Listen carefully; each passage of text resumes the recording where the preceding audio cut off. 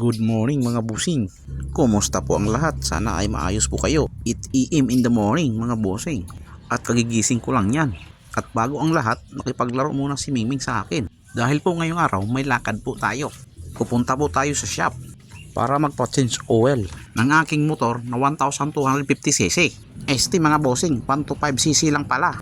Ganyan po ako mag-alaga mga bossing. Yung motor may change oil pero ang maaari walang change oil para garantisado ang aking mga biyahe sa araw-araw pagpasok sa trabaho mga bossing.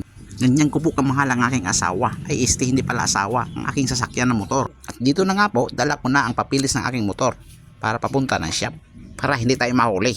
At sa puntong ito, magsusot na tayo ng sapatos na pinakamalakas sa kasaysayan ng mundo. Yan po ang Adidas 20CB at napulot ko lang po yan sa basurahan sa pinapasukan kong trabaho. At sa puntong iyan, nahihirapan po ako ipasok ang aking paa dahil sa masikip na nga po. At dahil mainit na, ako ay bumaba na sa aking bahay papunta sa shop para magpa-change oil na nga. At hindi naman kalayuan ang aking pupuntahan dahil sa kabila lang siya ng kalsada, tawid lang sa aming harap na bahay. Sa puntong ito, pababa na po ako na hagdan galing sa pangatlong palapag ng aking bahay. At dito na nga po, nagbubukas na ang gate na binti. Ayan ang aking motor, nakakumot. Dalawa ang kumot niyan, isa sa katawan at sa isa sa upuan. Kasi yung mga pusa rito talagang walang tigil, kakakalmot ang aking upuan. Kaya pati upuan binabalot ko na rin para hindi mabutas-butas ang aking upuan. Kasi pangalawang palit ko na yan sa upuan. Kasi yung una nabutas. Ayan na nga po mga busing. At anggalan ko na po yan ng kumot. Kasi nga aalis po tayo ngayong araw para magpa-change oil. Ayan na, ay niligpit ko na ang mga pantakip ko sa aking motor para hindi siya mainitan at maulanan. Ganyan ko po kaalaga ang aking motor. Mas mahal ko pa yan sa aking sarili mga busing. Kasi hawak niya ang buhay ko sa oras na ako ay papasok sa trabaho. Diba mga busing? Kaya sa lahat na nagbumotor, ingat po tayo pagdating sa kalsada. Maging responsable po tayo sa pagdadrive ng ating mga motor. Iwasan po natin makipagkarera sa mga kamuti rider. Papasok ka man o pauwi sa trabaho, pamilya mo ang nag-iintay sa'yo. Take note mga busing. At huwag kalimutan magsuot ng helmet sa oras ng bumibiyahe kayong malalayo. Sa puntong iyan, wala po talaga akong helmet kasi tatawid lang po ako ng kalsada at medyo may kalapitan lang mga busing. Kaya ang tanging suot ko lang ay aking sombrero na medyo kamahalan din. At napulot ko lang yan sa basurahan ng aking pinapasukan. Kaya hindi ko yan maiwan-iwan sa aking mga biyahe. At sa puntong ito, paalis na tayo mga busing. At sinarado ko ng aking U-box na aking motor.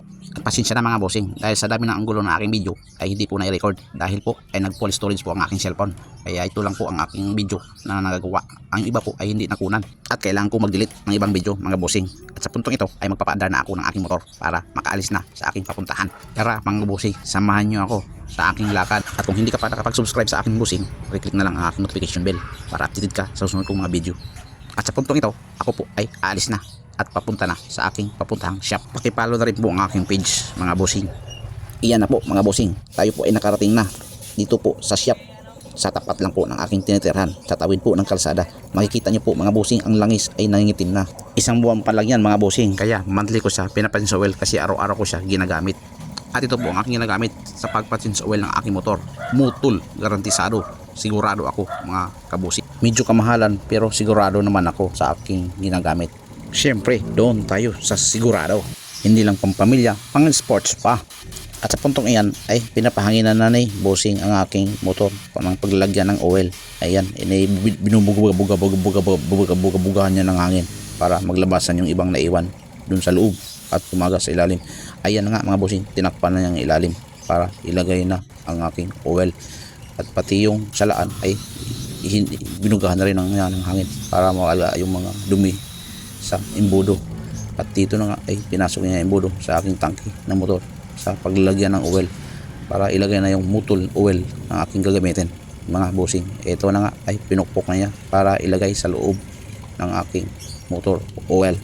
At dito na nga ay sinalin niya mga bossing. At tuloy-tuloy po ang tagas niya sa loob para maging sariwa naman ang takbo ng aking pagmamaniho ng aking motor. Ayan po mga bossing, kailangan natin to mga bossing para sigurado tayo sa ating mga biyahe araw-araw para hindi abala.